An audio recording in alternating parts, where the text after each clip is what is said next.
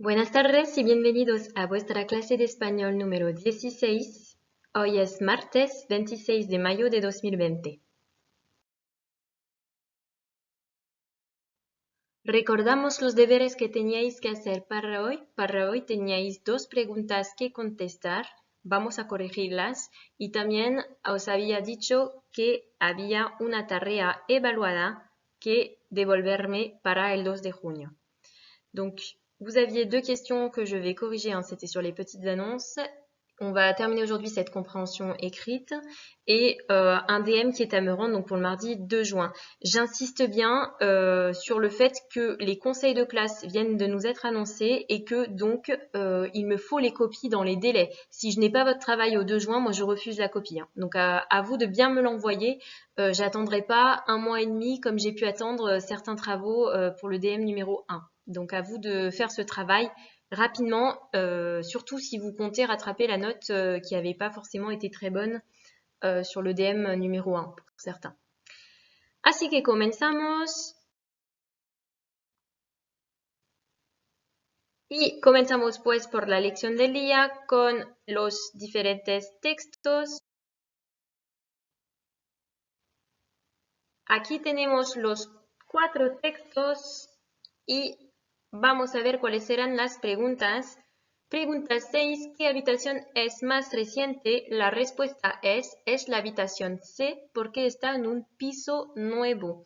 Donc, il fallait répondre ici que la chambre la plus récente, c'était donc la C. On vous indique un piso nuevo, ça veut dire appartement neuf. Pregunta número 7. ¿Qué habitaciones disponen de mucha luminosidad? Réponse. Las habitaciones B y D son luminosas. Donc il fallait répondre que c'était les chambres B et D qui étaient lumineuses. On pouvait dire aussi hein, disponen de mucha luminosidad. J'ai mis un synonyme, il était totalement possible de reprendre ce que vous aviez dans la question.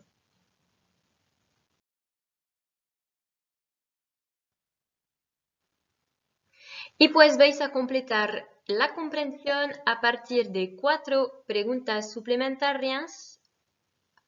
Pregunta número 8. Compara la atmósfera de vida entre las habitaciones C y D.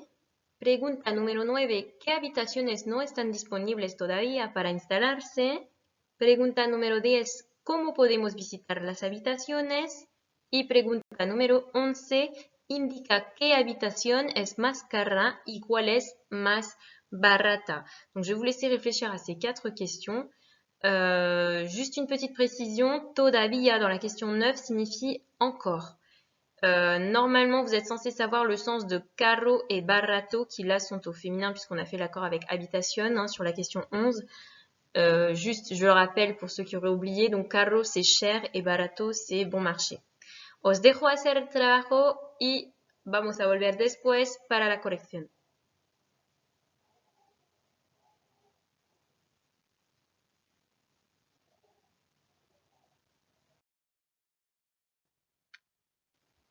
Corrección de las diferentes preguntas. Compara la atmósfera de vida entre las habitaciones C y D. Donc, on avait besoin pour répondre d'une structure de comparaison, hein, puisqu'il fallait comparer. Donc, on utilisera mientras que normalement vous avez déjà dans votre cahier, hein, qu'on a déjà utilisé. Donc, la réponse était cerca de la habitación C hay supermercados y parques con mucho ambiente, mientras que la habitación D ofrece menos animación porque se sitúa en una zona tranquila. Donc là, on vous disait, hein, près de la chambre C, il y a des supermarchés, des parcs, beaucoup d'ambiance. Hein, donc c'est plutôt une zone animée. Alors que la chambre D, elle, offre beaucoup moins d'animation dans le sens où elle se situe dans une zone plutôt tranquille. Donc, un rappel, mientras que, donc, qui sert à comparer, hein, que l'on traduira en français par alors que, tandis que. Pregunta 9. ¿Qué habitaciones no están disponibles todavía para instalarse? Donc là, on vous demandait les chambres qui, pour l'instant, n'étaient pas disponibles hein, pour pouvoir s'installer. Réponse. Las habitaciones A y D todavía no están libres para instalarse. Hay que esperar el 1 de enero para la A y finales del mes de junio para la D. Donc là, je fais un bref rappel sur un point qu'on a également déjà vu, qui est l'obligation impersonnelle. Donc on vous dit que les chambres A et D ne sont pour l'instant pas libres pour pouvoir s'installer ou emménager. Et j'ai précisé donc quand est-ce qu'elles seraient disponibles, donc en utilisant l'obligation impersonnelle que l'on traduirait ici par il faut. Il faut, esperar, c'est attendre. Donc vous avez hay que plus l'infinitif, c'est-à-dire le verbe non conjugué. Il faut attendre le 1er janvier pour la chambre A et finales del mes de junio veut dire la fin du mois de juin pour l'AD. Je vous rappelle donc que pour l'obligation impersonnelle, vous avez plusieurs structures possibles qui sont équivalentes. Hay que, es necesario, hace falta, es menester, es preciso. Toutes ces structures sont suivies de l'infinitif. D'accord? Si vous avez à dire il faut que tu fasses, attention, vous entendez, je pense, en français, c'est du subjonctif. Donc, ça sera pareil en espagnol. Hein, es necesario, hace falta, es menester, es preciso. Si vous rajoutez que derrière, attention subjonctif. Il n'y a que pour hay que qu'on a l'infinitif. Hein. Donc, je vous conseille plutôt de passer par une structure directe à l'impératif pour dire fais tes devoirs, par exemple, haz tus deberes. Ce sera beaucoup plus simple parce que sinon, ça vous demande forcément de maîtriser le subjonctif et de bien y penser. Donc, plutôt utiliser hay que plus infinitif, es necesario plus infinitif, plutôt que de remettre un que derrière es necesario notamment. Alors, ¿cómo podemos visitar las habitaciones? Es la pregunta número 10. Respuesta, podemos visitar las habitaciones llamando por teléfono. Por ejemplo, podemos llamar a Victoria para visitar la habitación B. Donc là, on vous expliquait que vous pouviez donc visiter les chambres avant de les louer. Donc pour ce faire, il faut appeler par téléphone. Donc là, on a utilisé le verbe llamar, que vous connaissez, puisque c'est un des premiers verbes que vous avez appris. Llamarse, s'appeler. Llamar, ici, il est au gérondif. Llamando. Donc pourquoi il est au gérondif? Parce qu'en fait, on est en train de traduire en français un participe présent. Nous pouvons visiter les chambres en appelant par téléphone. Donc pour traduire la manière, pour traduire ce participe présent, on utilisera un gérondif. Attention, c'est pas parce qu'on a un gérondif qu'on va remettre la préposition devant. On mettra pas le en. Donc, c'est-à-dire que là, vous devez impérativement l'enlever le en, parce que j'ai eu des travaux de 3e que j'ai corrigé là dernièrement où je vois beaucoup cette erreur. Donc, il faut vraiment mettre que llamando et pas en llamando. Ça, c'est faux. Donc, attention. Et donc, on vous donnait l'exemple de Victoria qui est là, notamment pour vous faire visiter, si vous le souhaitez, la chambre B. Después, 11 indica qué habitación es más cara y cuál es más barata. Donc, quelle est celle qui est la plus chère, quelle est celle qui est la moins chère. L'habitación más cara es la C, con un alquiler de 400 euros más gastos y hace falta pagar un mes de fianza. La más barata es la B, con 250 euros. Para la D es necesario pagar gastos de luz y agua, además de los 250 euros al mes. Alors, la plus chère est donc la C avec un loyer qui atteint les 400 euros. Pour tout ce qui est chiffres, je vous les ai remis entre parenthèses. Si vous ne les maîtrisez pas, il faut revoir votre cours. On les a travaillés ensemble. Donc voilà, vous avez des exercices aussi que vous pouvez trouver sur Internet. Il faut impérativement les maîtriser. Donc 400 euros plus des frais. Gastos, ce sont des frais. Et il ne faut pas oublier aussi que vous avez un mois de caution à payer, ou mes de fianza, donc c'est un mois de caution. Hace falta, encore une fois, fait référence à l'obligation impersonnelle. Ici, c'est il faut payer. La moins chère est donc la B avec 250 euros. Et pour la D, vous allez me dire, oui, mais celle-là aussi, elle a 250 euros. Oui, mais attention, là aussi, il faut payer des frais de luz, c'est-à-dire la lumière, donc on traduirait en français les frais d'électricité, et d'eau, agua. Donc en plus des 250 euros, bien sûr, de loyer mensuel. Donc es necesario, encore une fois ici, qui donc permet de traduire l'obligation impersonnelle. Il faut payer des frais de lumière, d'électricité et d'eau. Alors, pour vérifier que vous ayez compris la construction de l'obligation impersonnelle, je vais vous demander de faire l'exercice suivant. Donc, il s'agit de transformer les phrases suivantes selon le modèle. Le modèle est le suivant: me levanto temprano, Et il faut donc modifier la phrase pour obtenir hay que levantarse temprano. Donc c'est je me lève tôt, il faut se lever tôt. Voilà ce que vous devez produire. Donc vous pouvez utiliser n'importe lesquelles des structures qu'on a vues précédemment pour l'obligation impersonnelle puisqu'elles sont synonymes. Je vous laisse faire votre travail, on se retrouve pour la correction.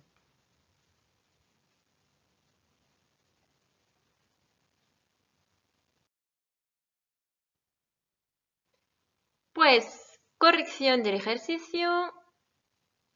Primera frase, respetamos las reglas. Nous respectons les règles. Attention, c'est le verbe respetar, il n'y a pas de C, hein, contrairement au français. Donc, vous pouviez dire hay que respetar las reglas.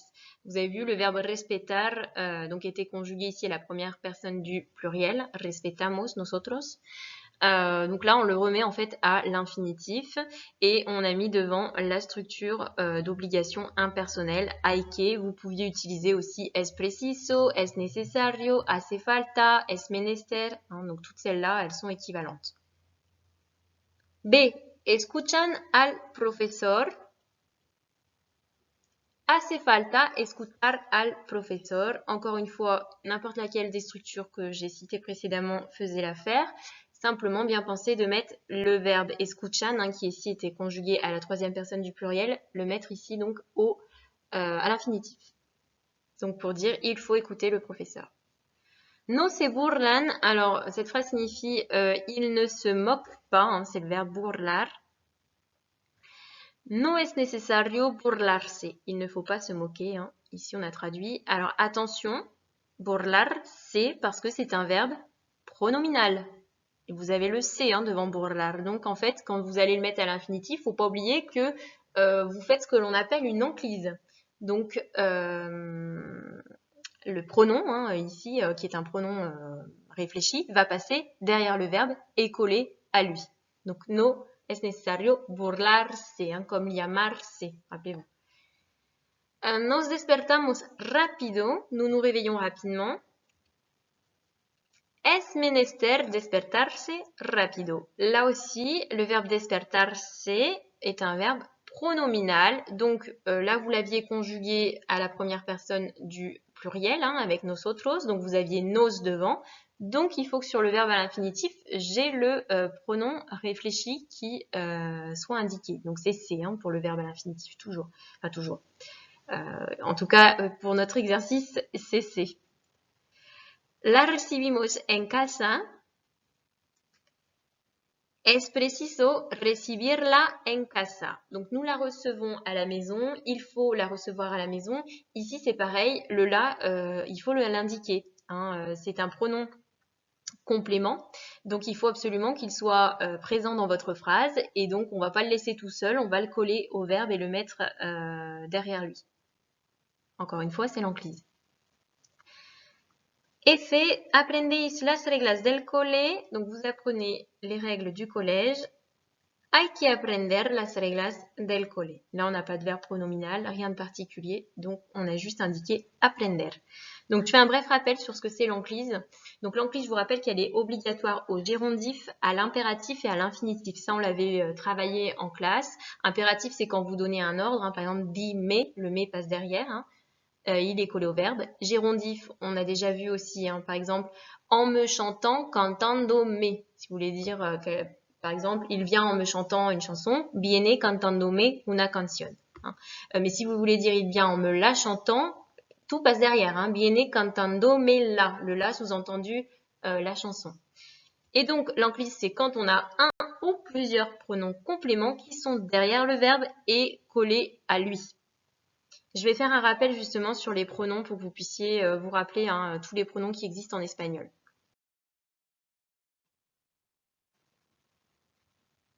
Donc je finis avec les pronoms. Vous connaissez déjà les pronoms personnels sujets. Je vous rappelle qu'ils sont optionnels en espagnol puisqu'ils n'ont qu'une valeur d'insistance. Hein. En fait, si vous mettez yo, en général, c'est pour dire moi je.